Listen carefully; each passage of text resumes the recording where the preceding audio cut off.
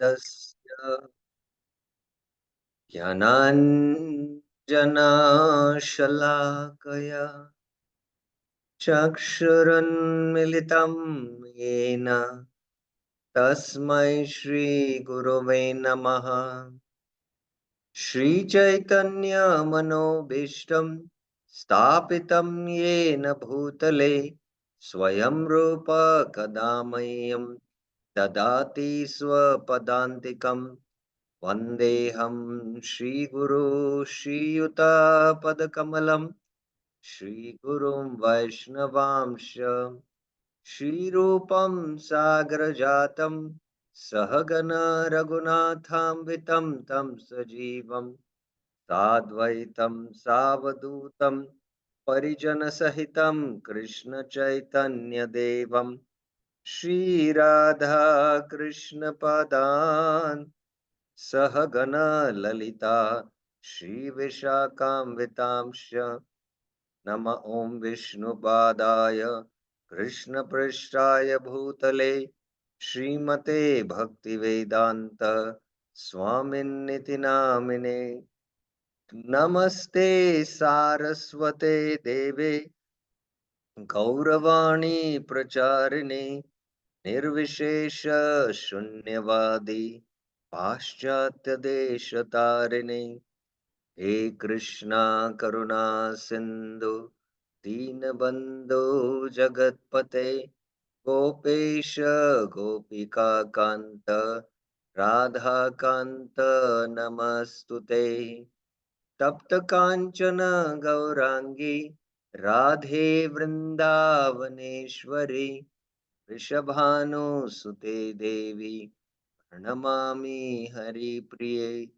वाञ्छाकल्पतरुभ्यस्य कृपा सिन्धुभ्य एव च पतितानां पावनेभ्यो वैष्णवेभ्यो नमो नमः। जय श्री कृष्ण चैतन्य प्रभु नित्यानंद श्री अद्वैत गदाधर श्रीवासादि गौर भक्त वृंद। हरे Krishna Krishna Krishna Hare Hare Hare Ram Ram Ram Hare Hare. Hare Krishna. So welcome to the Srimad Bhagavatam thematic series 1 and 2. We are still on the thematic series 1. The first three verses of the Bhagavatam, which speak about Sambandha, Abhidheya and Prayojan. We have seen in several classes the explanation of the first verse, Prabhupada's commentary, Vishwanath Chakra Thakur's five different explanations based on Bhagavatam as a lamp, as a sun, and as the ripened fruit of the Vedic tree. The three different explanations based on rasa. And then we, in the last few classes, saw the second verse, which speaks about the Abhidheva Tattva, that one should hear this Bhagavatam with great care and attention. Shravanam, that is Abhidheya, performing the Abhidheya. Now, today we will take up the third verse, which speaks about the Prayojan. The Prayojan is to not merge in Brahman or attain the spiritual world, but to merge in rasa. So the goal is to relish rasa. So this is the third verse. So let me recite it. Nigamakалпатарорghalitam phalam शुकमुखादमृतद्रव्यसंयुतं पिबत भागवतं रसमालयं मुहुरहो रसिका भुवि भावुकाः. O knowers of rasa. Again, this is Vishwanath Chakra Thakur translation. O fortunate souls, bhuvi bhavuka. Bhuvi means those who are residing here on earth. Constantly drink. Muhu pibata. Pibata means to drink. Muhu means again or constantly.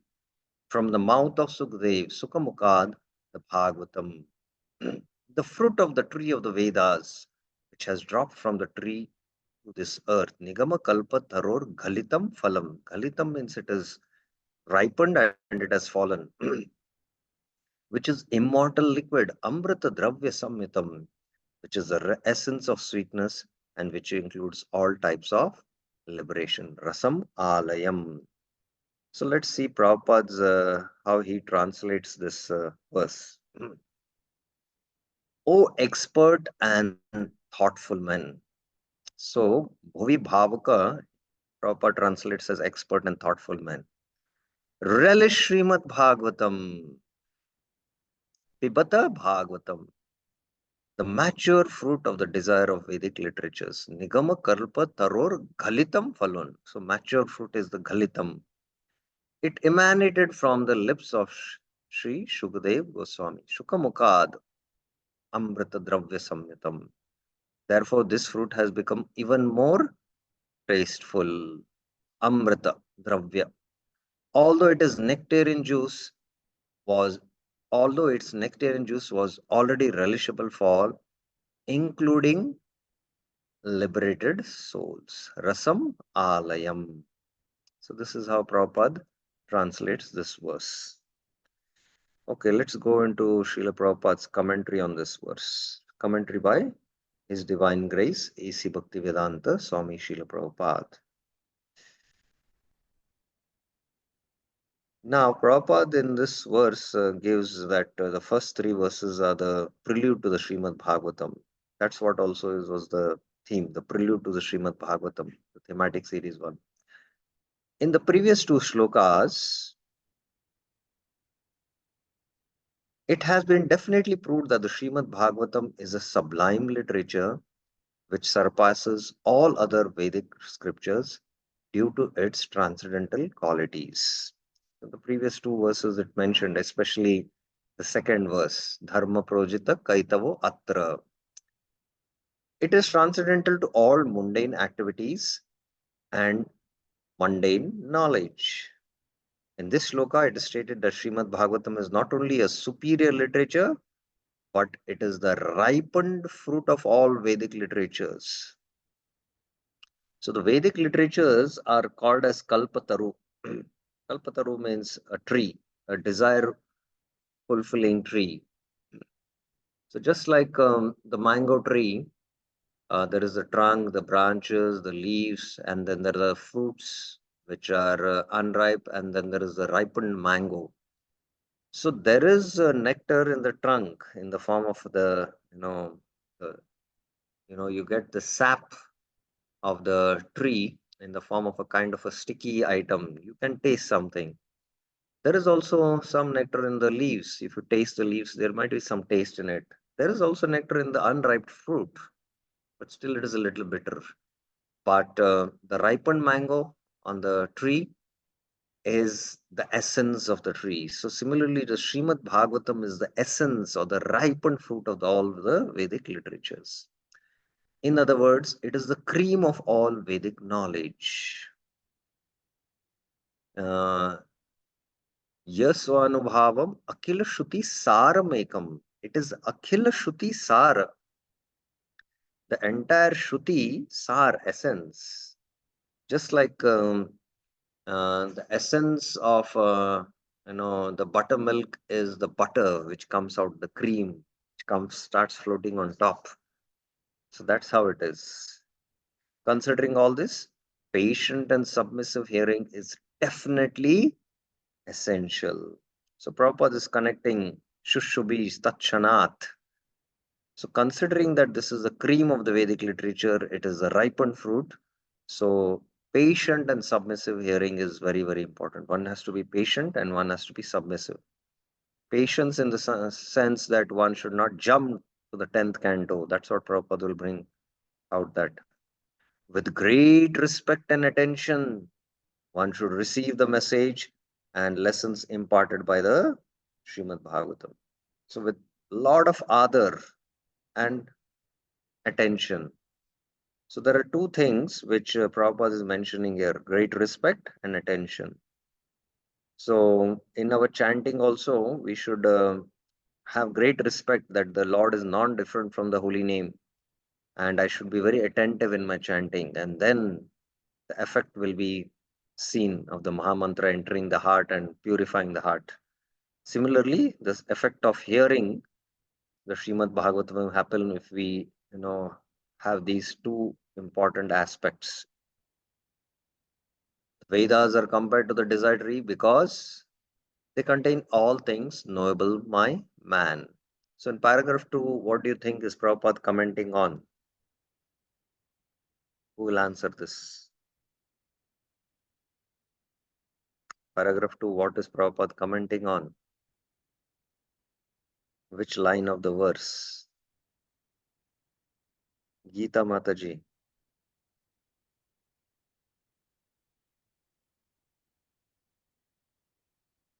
I've unmuted you.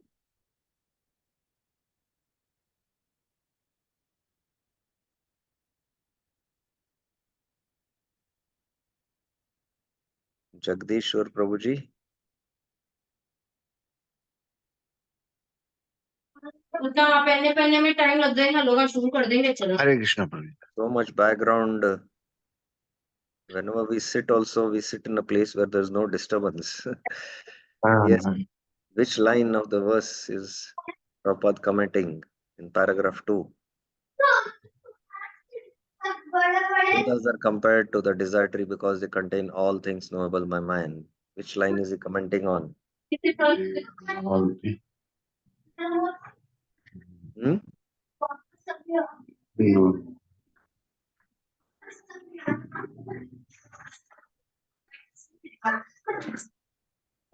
Virendra Yadav Prabhuji. हरे कृष्ण प्रभु धन्यवाद Hmm. तो कल्प करो Pardon? निगम कल्प तरो गलित फलम He's commenting on Nigam Kalpataror Ghalitam Phalam. So you have to also be attentive when although we are in the Zoom online class. They deal with all mundane necessities as well as spiritual realization. The Vedas contain regulative principles of knowledge covering social, political, religious, economic, military, medicinal, chemical, physical, and metaphysical subject, and all that may be necessary to keep the body and soul together. So please, understand the statement of Prabhupada in today's context. Sometimes, we feel that, we have been given by Srila Prabhupada the Bhagavad Gita and the Bhagavatam, which are, the most important knowledge the Vedas is giving about the soul. But there is necessity of keeping the body and the soul together. So there is medicinal knowledge in the form of Ayurveda, there is the Dhanur Veda, there is spiritual economics, there is, Rajniti Shastra, there is chemical knowledge. So all these aspects are also required as long as we have the body. So a balance between the two is required. That's what also the Ish Upanishad says, that when one cultivates Vidya and Avidya together, then Amrita Ashnute. Above and beyond all this are specific directions for spiritual realization. Regulated knowledge involves a gradual raising of the living entity to the spiritual platform, and the highest spiritual realization is knowledge that the Supreme Personality of Godhead is the reservoir of all spiritual tastes or rasas. So, this regulated knowledge is required as long as we have the conditioned body, and slowly it allows us to come to the spiritual platform, Sthita Pragya platform, and then by Gyan Marg you can attain liberation, or the Ashtangi Marg you can attain liberation. But by the Bhakti Marg, from this Brahma Bhuta stage, you can attain rasa with Krishna. So ultimately, entering into a relationship with Krishna in the form of rasa. So Prabhupada is now commenting on rasa, Bhagavatam Rasamalayam. Now he is going to speak more about this rasa. Every living entity, beginning from Brahma, the firstborn, living being within the material world, down to the insignificant ant, desires to relish some sort of taste derived from sense perception. So there is now this, you know, mundane rasa or material rasa, in the form of tasting, nice sweets, nice bitter items, or nice salty items, or enjoying sense objects. One sometimes goes to the sunset point right on the top of the hill and sees the sun setting, and you are deriving some kind of pleasure in the heart. So, this all has to do with rasa. These sensual pleasures are technically called rasas. So, the whole science of rasa is the subject matter of Bhakti Rasamrita Sindhu Southern Division, which very soon we will introduce this course, because without understanding this concept of rasa and the rasa tattva, we cannot relish bhakti. So it's very important that we understand this subject, and we will soon start this course. So we have to understand the science of rasa. We cannot go into this right now. Such rasas are of different varieties.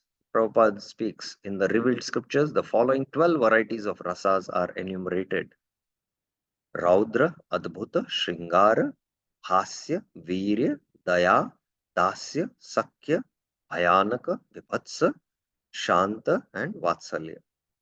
So Prabhupada is combining both the Mukhya rasas and the Gauna rasas, the primary rasas and the secondary rasas here. So the primary rasas are Shanta, Dasya, Sakhya, Vatsalya, and Madhurya. And the secondary rasas are Raudra, Adbhuta, Hasya, Virya, Daya, Bhayanaka, and Bibhatsa. So, in the spiritual world, uh, one is related to these any of these five primary rasas, beginning from Shanta. Shanta is the lowest there, and the highest is the Shringar rasa or the Madhuri rasa. And within the Shringar rasa, there is the Swakiya and the Parikiya, the wedded love and the unwedded love. And the unwedded love is especially in Vrindavan. It's only found in Vrindavan. That is the highest Shringar rasa. And the secondary rasas, like the Raudra Adbhuta, they embellish and nourish the primary rasas. And the highest, as I was mentioning, is Shringar rasa. In the material world, the highest goal is to attain peace. So the highest rasa, in terms of attaining the highest platform, is to become shant, peaceful. And in the material world, these secondary rasas are always prominent compared to the primary rasas. So that's how the difference is in terms of the primary and the secondary rasas in the spiritual world and in the material world. The sum total of all these rasas is called affection or love, priti, love. Primarily, such signs of love are manifested in adoration, that is shant, service, dasya, friendship, sakya, parental affection, and conjugal love. So when we have love, there is service. A friend serves another friend, the mother serves the child, and the lover serves the beloved. So these are the gradual, gradations to higher levels. And when these five are absent, love is present indirectly in anger, wonder, comedy, chivalry, fear, shock, and so on. For example, when a man is in love with a woman, there resides conjugal love, Shringar rasa, Madhurya rasa. But when the loving affairs are disturbed, there may be wonder, anger, shock, and even horror. So we know that when the loving relationship breaks, and for many years the man is disturbed, and sometimes the person might kill the other person. So all these kind of secondary rasas are more prominent. As I was mentioning, the secondary rasa is embellish the primary rasa in the spiritual world, but here in the material world, the secondary rasas are prominent. Sometimes loving affairs between two persons culminate in ghastly murder scenes.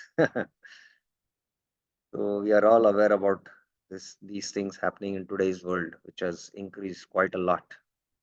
Such rasas are displayed between man and between animal and animal.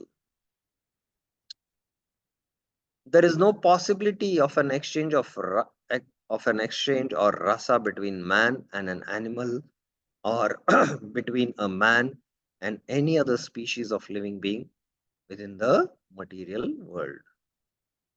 The rasas are exchanged between members of the same species, but as far as the spirit souls are concerned, they are qualitatively one with the Supreme Lord. So Prabhupada is giving the whole science of rasa in this paragraph, and now he's going to speak about spiritual rasa. Therefore, the rasas were originally exchanged between the spiritual living being and the spiritual whole, the Supreme Personality of Godhead. So the um, mundane rasas or the material rasas are the rasas which we exchange with eating nice foods. There is a subject we and the object.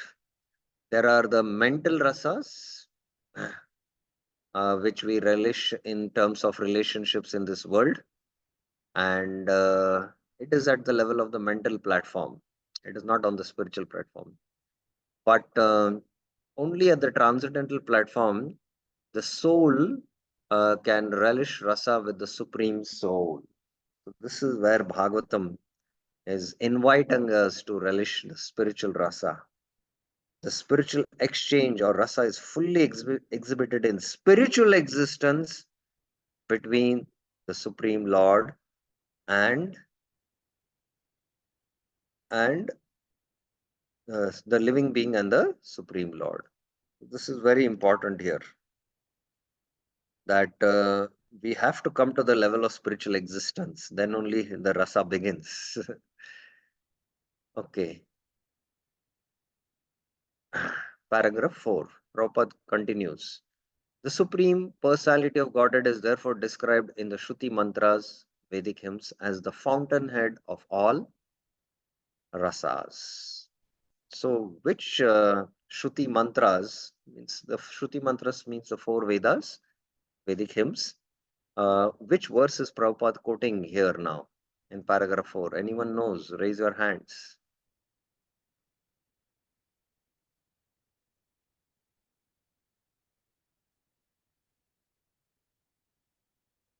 Anyone knows?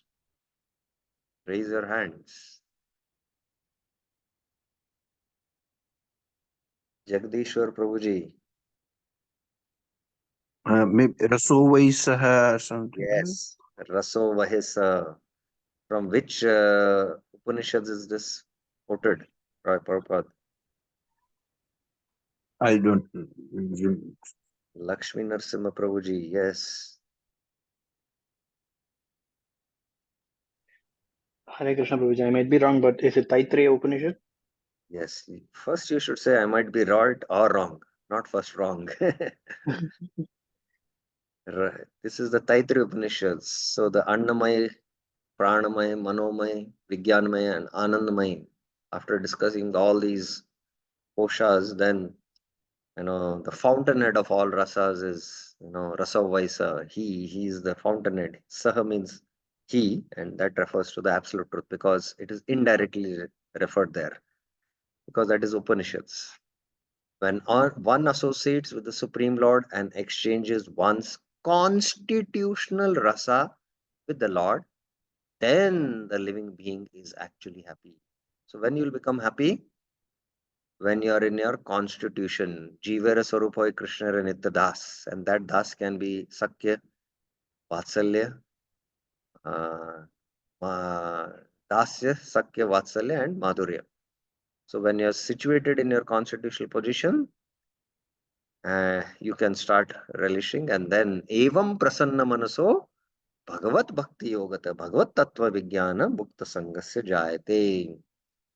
So when will one realize his constitutional rasa? Is my question.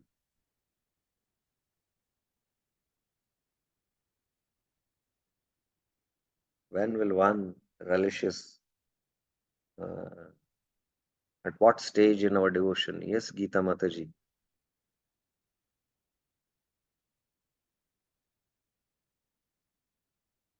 You have to unmute yourself. When one associates with the Supreme Lord, then he can exchange the constitutional also. Yeah, but at what stage in the development of bhakti there is Shraddha, Sadhu Sangha, Bhajan Kriya, Anarth Nivritti, Nishtha, Ruchi, Bhava, and Prema? Bhav, I'm not sure. Bhava, yes, it is at stage of Bhava. Well, at the stage of Nishtha, one is Sthita Pragya, or when is self-realized, and the development of rasa happens, but the rasa is in its one's own constitution, the exchange begins. But it does not mean that in the sadhaka stage, we are not able to relish. Because we are still having some taste, we are still continuing. So that experience is there in the form of a glimpse. And that's why we are still continuing in our spiritual life. But only when we come to the stage of bhava, evam prasanna manaso is the stage of bhava. Paragraph 5. The Shruti mantras indicate that every living being has his constitutional position, which is endowed with a particular type of rasa to be exchanged with the personality of Godhead. Now, which verse from the Shruti mantra Prabhupada is quoting is a little difficult for me also to figure out from this statement. In the liberated condition only, this primary rasa is experienced in full.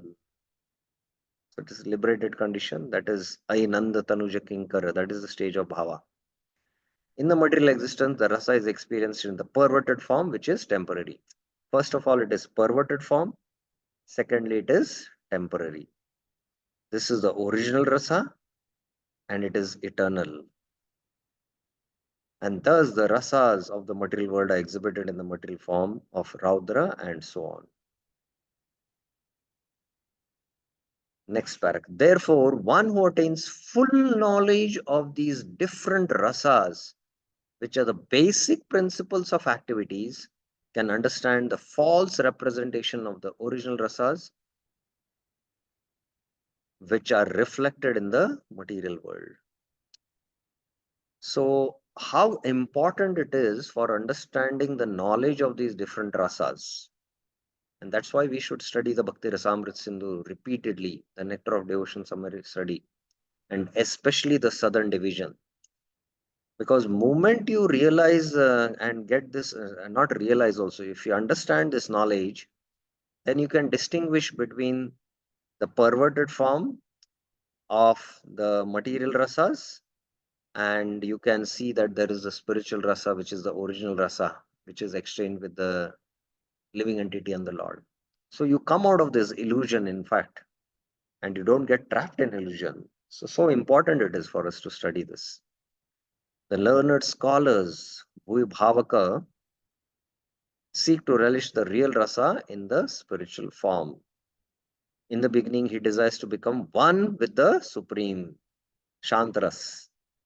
Thus, less intelligent transcendentalists cannot go beyond this conception of becoming one with the spirit soul without knowing of the different rasas. In the Shantaras, there is no rasa in one sense. There is uh, there is no experience of spiritual rasa, and there is a negation of the material rasa in the form of suffering of miseries of birth, death, old age, disease, and there is no mundane rasa.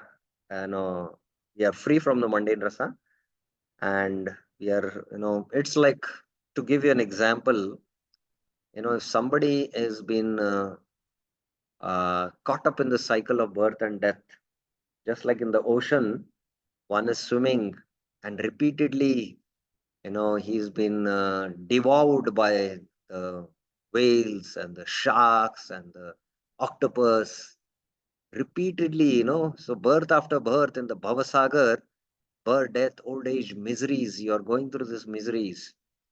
And suddenly, liberation here means, Brahmanand means, um, you come and sit on the bank. No more you're feeling the cold and the salty water, and no more there is no attack of birth, death, old age disease, no more attack of the sharks and the whales all the time. You're just basking now in the sun, and you're relishing a kind of a bliss, which is negation of material miseries. But on the other side of the ocean, on the bank, other side, there is the spiritual ocean where you have to dive in relationship to Krishna and relish spiritual rasa. So that, there is absence of that.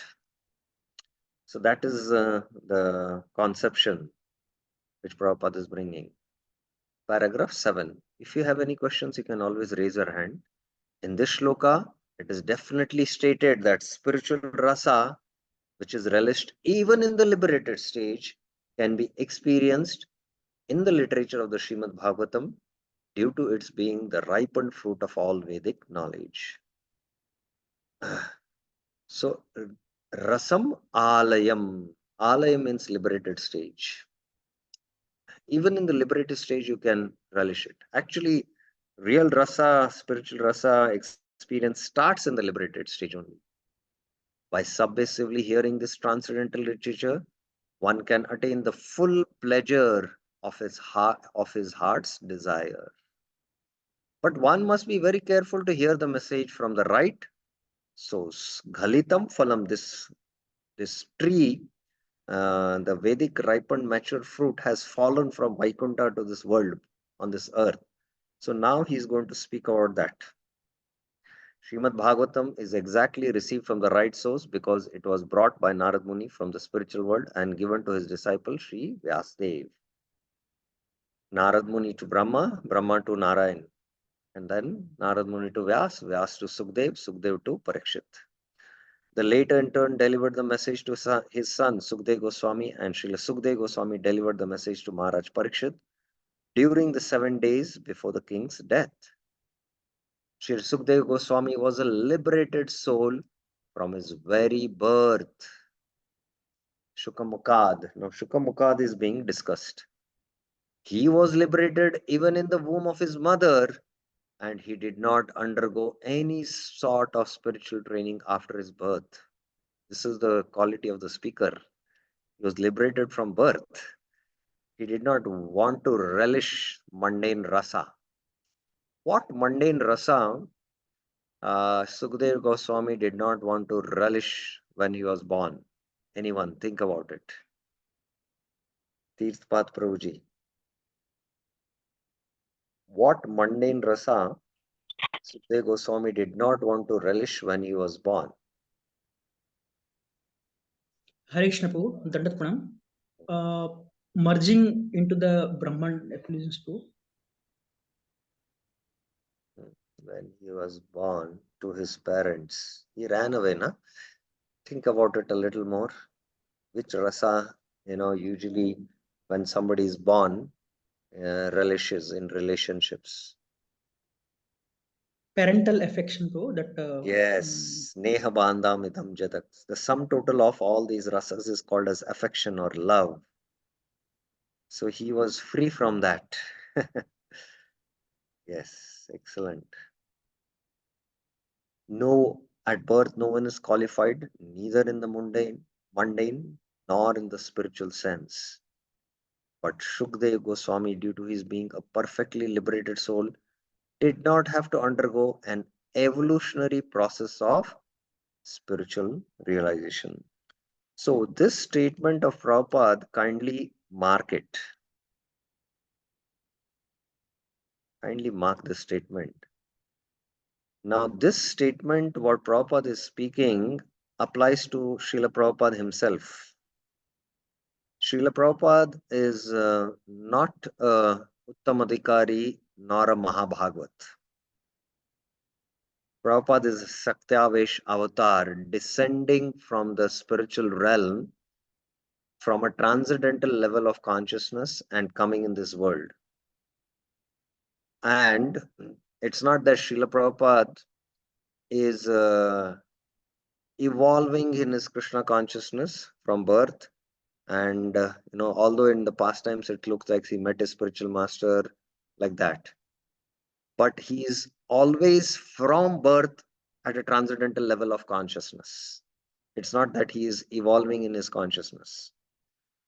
So there is a very beautiful pastime which I heard from one of Prabhupada's disciple, sannyasi. Prabhupada himself narrated to him. So you know that when Prabhupada was born, it was in Calcutta where his parents were staying. And very close to their house was the Radha Govinda temple. And every day morning, Prabhupada's parents used to take Prabhupada in the cradle because he was a child to have darshan, and their parents used to hear the Bhagavatam. And Prabhupada also, although he was a very young child, his ears were very attentive in hearing the Bhagavatam. No child who is 2-3 months can, focus his consciousness in hearing the Bhagavatam and understanding the message of Bhagavatam.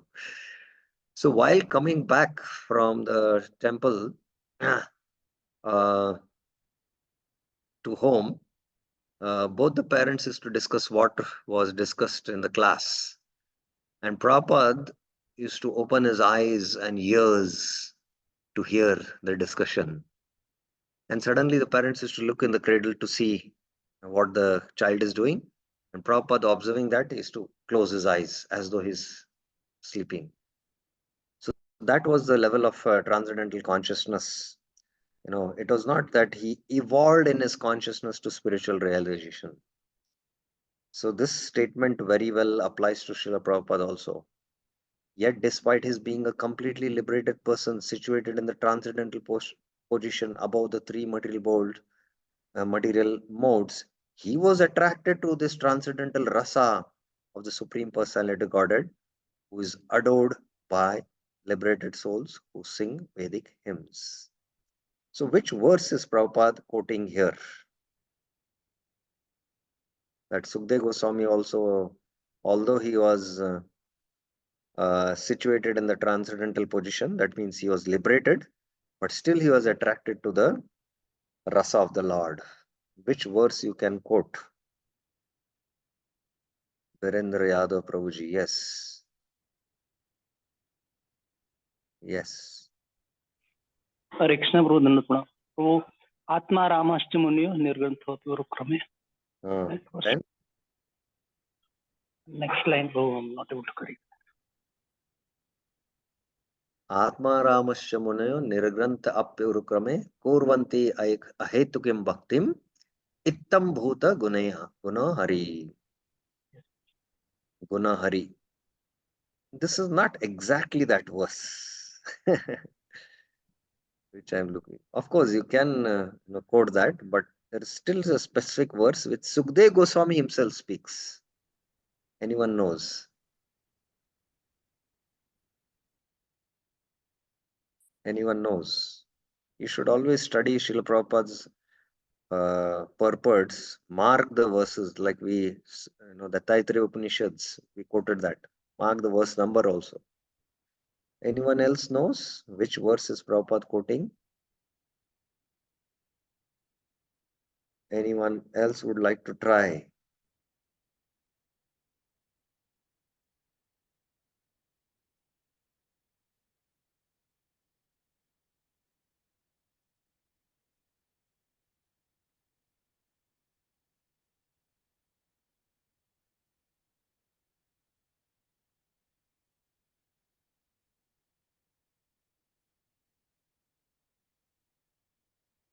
Anyone else? Okay. So it is here 219.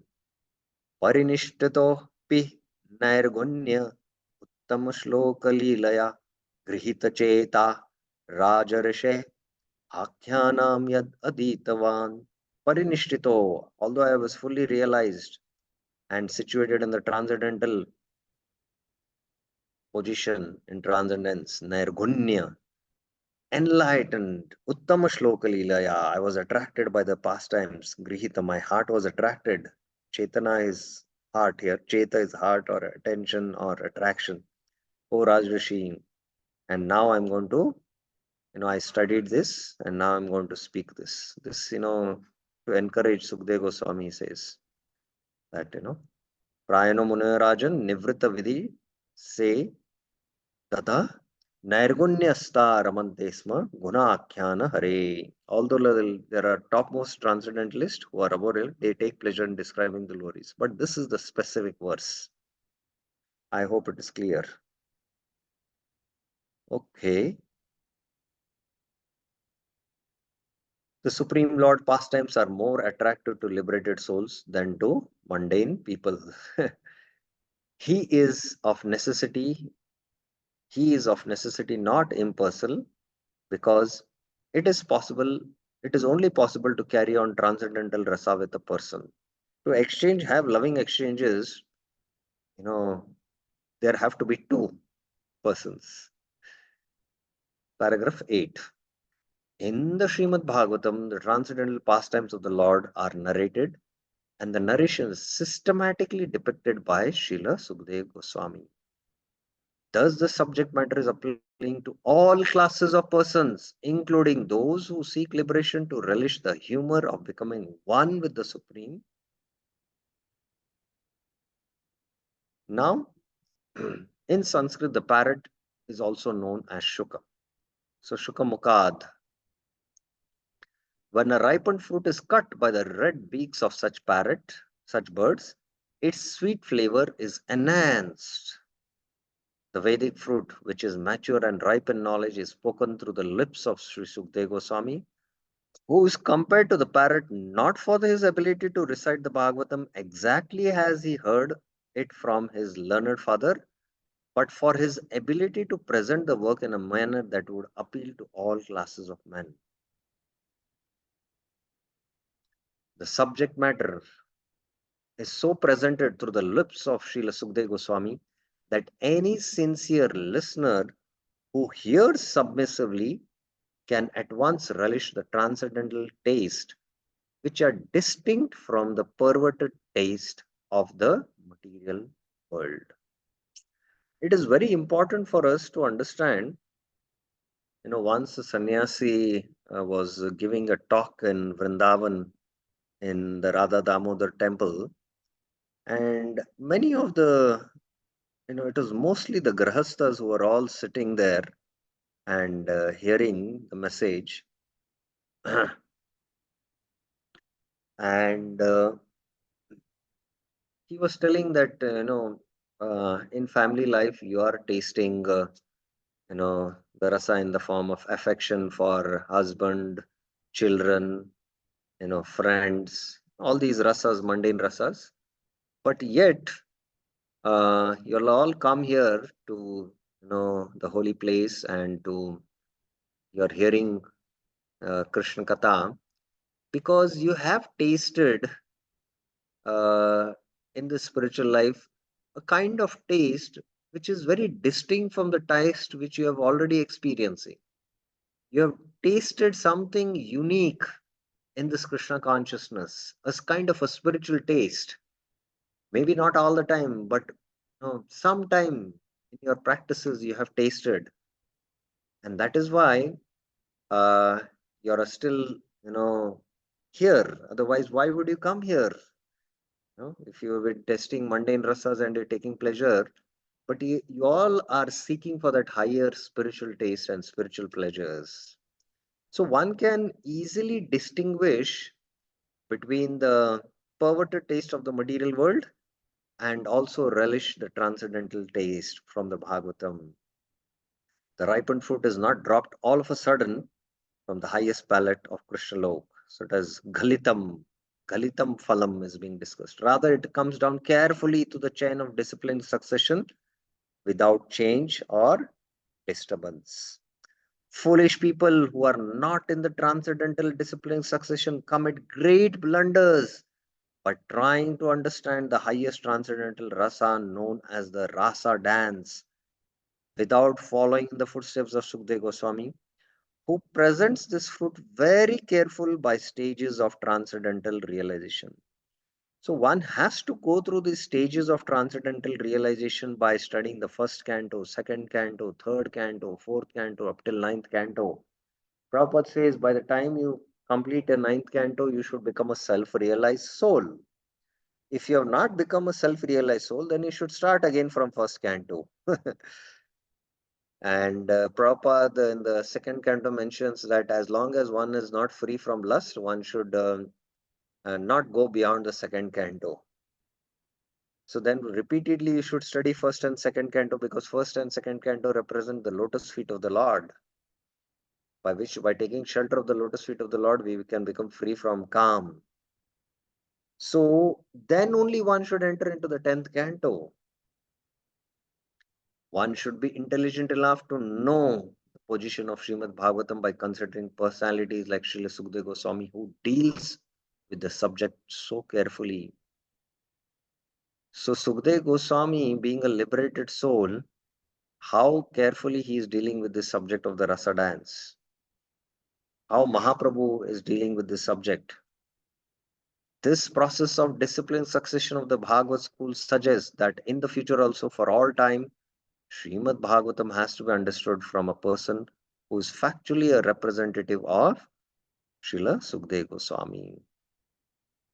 A professional man who makes a business out of reciting the Bhagavatam illegally is certainly not a representative of Sukdev Goswami. Such a man's business is only to earn his livelihood. Therefore, one should refrain from hearing the lectures of such professional men. Such professional men usually go to the most confidential part of the Vedic literature without undergoing the gradual process of understanding this grave subject. They usually plunge into the subject matter of the rasa dance, which is misunderstood by the foolish class of men. Some of them take this to be immoral. It's not immoral, it is transmoral. In the material world, there is something called as moral and immoral. But spiritual, subjects or Krishna and the gopis and their reciprocations of pure love, which is true rasa, is not under the jurisdiction of moral and immoral, it is transmoral. While others try to cover it up by their own stupid interpretations. They have no desire to follow in the footsteps of Srila Sukdev Goswami. Paragraph 11. Any questions you have up till now? Lakshmi Narasimhan Prabhuji, yes. Hare Krishna Prabhuji. This is not exactly based on the purport. It's one of the point that you said, like one should not directly jump to 10th canto, especially the 5 chapters. So how about reading Krishna book, Prabhuji? Like, Yes, Krishna book also Prabhupada presented before he could translate his Bhaktivedanta purports and give the entire Bhagavatam.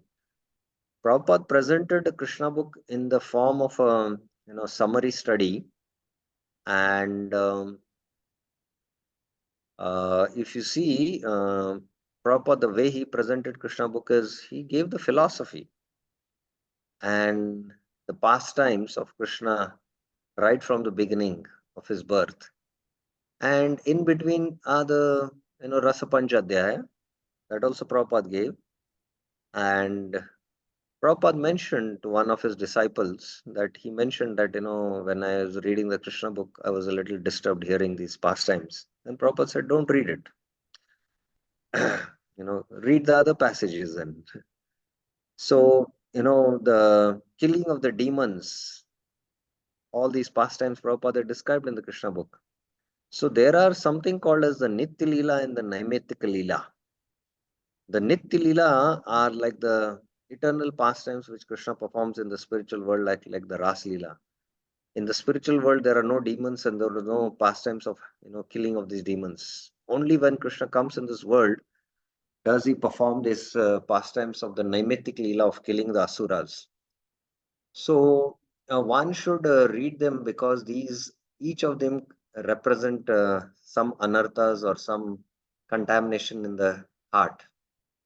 So Prabhupada is presented in the Krishna book both the Nitya Leela and the Naimittic Leela.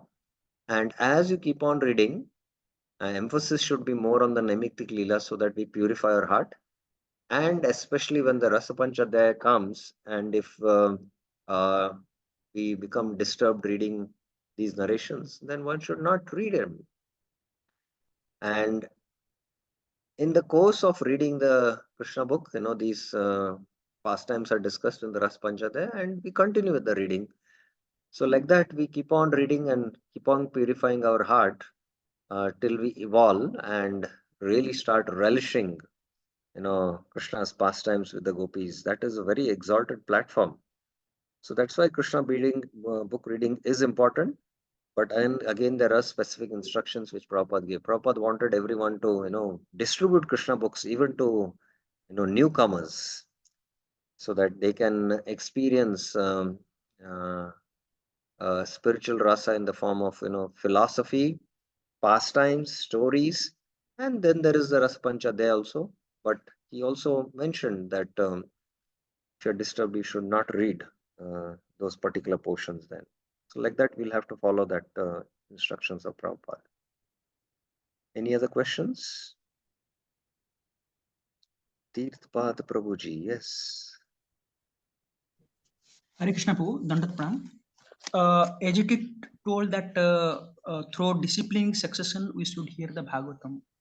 So in ISKCON also, we have actually bifurcatory where that Ritvik philosophy is there. They don't follow after Srila Prabhupada. So what do you say about that? Whether hearing from them? It's not recommended.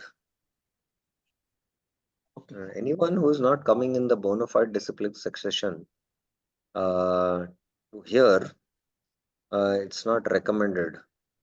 And especially one has to be chaste to one's own sampradaya. Although there are the 4 sampradayas, which are the most bona fide sampradayas, but each sampradaya has its own emphasis. And we who are coming in the Madhva Gaudiya sampradaya, we have to be chaste to our sampradaya and chaste to even our organization and institute. So sometimes, we do what is called as, some term I'm not able to recollect. It is like nectar hunting. You want to, get nectar from here and there and collect it, but it's not nectar hunting. It will turn out to be poison. So, we want immediately nectar, but we don't want to go through the poison of, going through that hard work of studying and understanding the subject. So, Sataguna means, it seems like poison in the beginning, but you will get nectar in the end. But tamasic mentality is, we think it is nectar, but it will turn poison. So that is why we should be careful that we don't hear. And only if you are given a service to evaluate and you are scholarly and to evaluate and distinguish the subtleties, then you might hear for a service. Otherwise, if you are hearing like that only, it has its own effects. So one should carefully avoid it. Is it okay? Yes, Prabhu. Thank you, Prabhu. Any other questions? Okay, this is the last paragraph. Now, Prabhupada concludes his commentary. One should conclude, therefore, that the serious student of rasa should receive the message of the Bhagavatam in the chain of discipline succession from Srila Sukadeva Goswami, who describes the Bhagavatam from its very beginning and not whimsically to satisfy the mundaner who has very little knowledge in transcendental science. Srimad Bhagavatam is so carefully presented that a sincere and a serious person can at once enjoy the ripened fruit of Vedic knowledge simply by drinking the nectarian juice through the mouth of Sukadeva Goswami or his bona fide representative. So Srila Prabhupada has so carefully presented the Srimad Bhagavatam to us that we can start relishing the nectarian juice. So that ends Prabhupada's commentary. In the next class, we will see the commentary by not actually Vishwanath Chakra Thakur, because it is brief, but by Jiva Goswami, which is presented in the Bhakti Rasamrit Sindhu. So we will see that and little bit touch on Vishwanath Chakra Thakur's commentary also, because Jiva Goswami's commentary will cover everything. So I'll briefly touch on Vishwanath Chakra Thakur's commentary, and then we will study Jiva Goswami's commentary. So any questions, any clarifications you have till now?